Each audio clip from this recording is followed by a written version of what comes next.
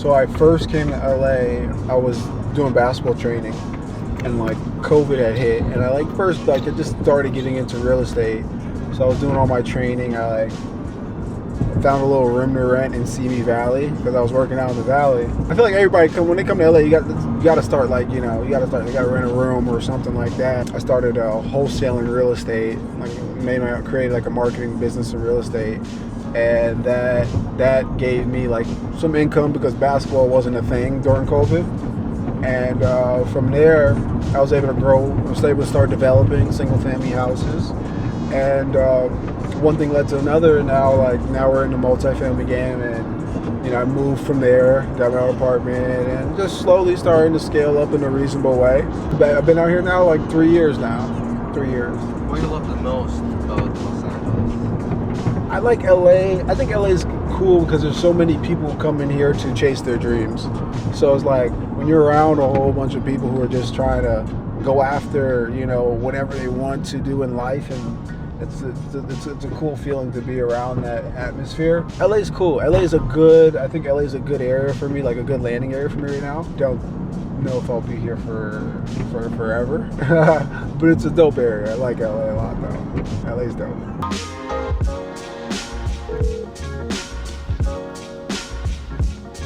There's two architects. Like I've had many meetings with them. Now this is the California office. I'm gonna go there. We're gonna meet again. This meeting is like this is a big meeting because they're gonna show like the designs that they have came up with. It's gonna be interesting. What if I don't like it? Picking an architect is like half the battle. A lot of times it's like it's tricky with real estate. It's like a lot of times when you pick the wrong architect, you don't get that vision that you want. So for me, it's like, and you know what architect is the right one for you.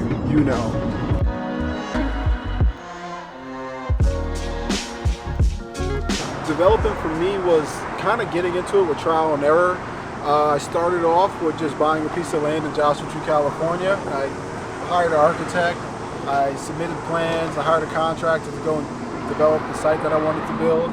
And from there, I was able to learn the process of developing. And it's been such a fun and cool process to me to see some renderings or see an idea hit a piece of paper and then to come to life. So that part I enjoy the most about it. How long it took you to make your house?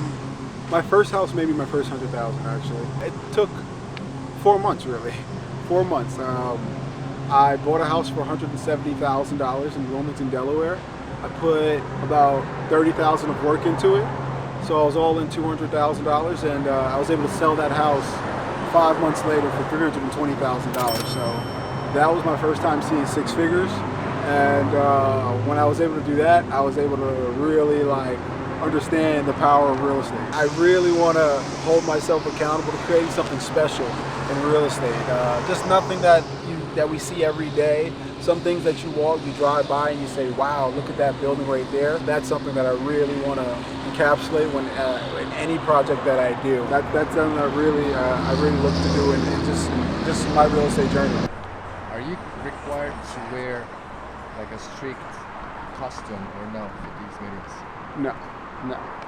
So as a developer, you're kind of like your own boss. So I wear what I want to wear.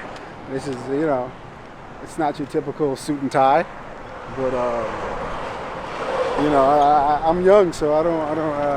You're not gonna see me too much with a suit and tie on unless it's a big meeting with some big financial partners. But this is the life I chose. This is the life I wanted.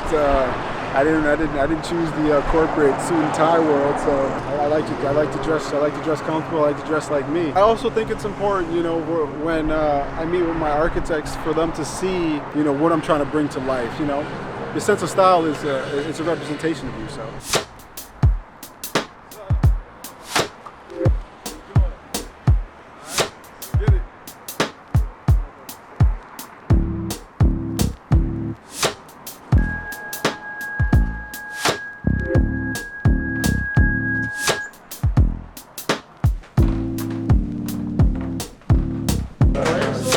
Hello, Peter. Hi, nice to meet How are you? you. I know you're supposed to say silent. Hey! It's Ming Hao.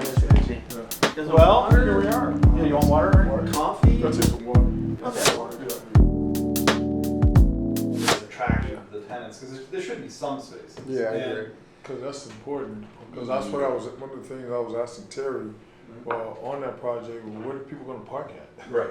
Because we had a hard time finding parking spots. When you just visited the site? Yeah. Yeah. So, So something new LA's like put into place these last year and a half is like they're allowing you to, if you allocate about, give or take, 8 to 12% to affordable housing, you have to do no parking whatsoever. We have Yeah. 3 options for But- you. But just starting with this one, so it's not a one-to-one. It's not every unit gets a space. okay. But if you don't have spaces, I think your inclination is right. That like you're basically there's going to be people that are not interested in living here if they don't have a parking space. So you got to have some. Right. So we started with what we felt was the most dense scenario. And when Jeff did this, you can push this wall back, but you got to keep. So these are the spaces. You got to keep pushing this back in order to create this island of parking right here. Yeah. Right? But getting more parking gets tougher because you have to go like a whole bay in units to the city. It's a smaller building, so your build It's costs not, are but those, lower. yeah, I get, but the price that we're buying the land for, it won't work at 14 units. There's other areas where we can buy land half the price. It's not gonna, The only reason we're suggesting it, like we know maybe we're going in the wrong direction. so my thing is, I want to get that 5th floor, and I want to get to a high 20,000 square feet, and probably add at least 36 units, Okay. at least. So let me see what let me look this up. Okay, it has it all in it. The whole pro forma and everything is all in there. Yeah, you said that's where the dining. There's units up on that level as well as a dining room, and then that front Here. deck. Yeah, and then you go up to the. Is that a pool up there? No, it's not pool. No, that's aspirational for. Oh, you should have a pool, man. You gotta have a pool. I think I would. Can we? Oh Terry, why my don't you gosh, take you gotta have a break? pool. Yeah, take a break. Imagine It's up your dad. That's what everyone says until you price out the pool Exactly. and then it goes away quickly. Why? Just I- like. Oh, then you gotta have somebody maintenance the pool. That's extra. Oh, there's a whole There's a whole. It's a whole Magilla. They don't look at the cost of the building. Because I know what you're saying. That's Well, look. tough. Anyway, it's all feasible, but a It's lovely, tough for a lovely garden. Over here. Pleasure. We'll get better at using the screen. We're gonna practice. Pretty easily up on the street. I parked across the street. Okay. Okay, bye. All right. Good to see you guys. Ciao. Meeting went really well. Just some things that development is you're always solving problems, you're always solving issues, and there's always going to be little obstacles in the way. We really want a commercial unit on the floor, but we don't know. We're a little bit unsure if that commercial unit limits the height of our building.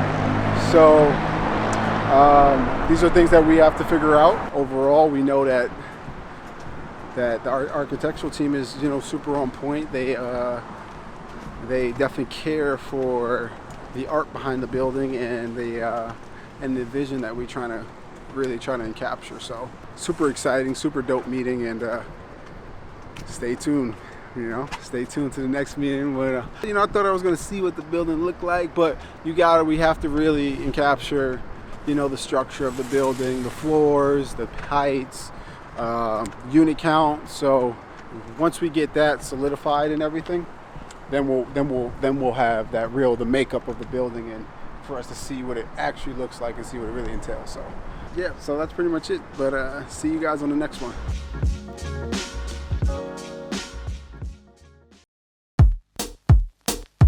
So my message to the young generation would have to be, man, just follow your passion. And go all in on it. When I say go all in, give it 100%. Even, times are going to be tough in business. Business never really just goes on a straight line up. You always have your up and downs, but if you're following your passion and you're constantly working hard with it, you can never lose. So that's definitely my recommendation for the younger generation. And whatever you do, follow it. And of course you have hard times and things, but that's everything. So follow your passion. No road is going to be super smooth. That's all I'll say.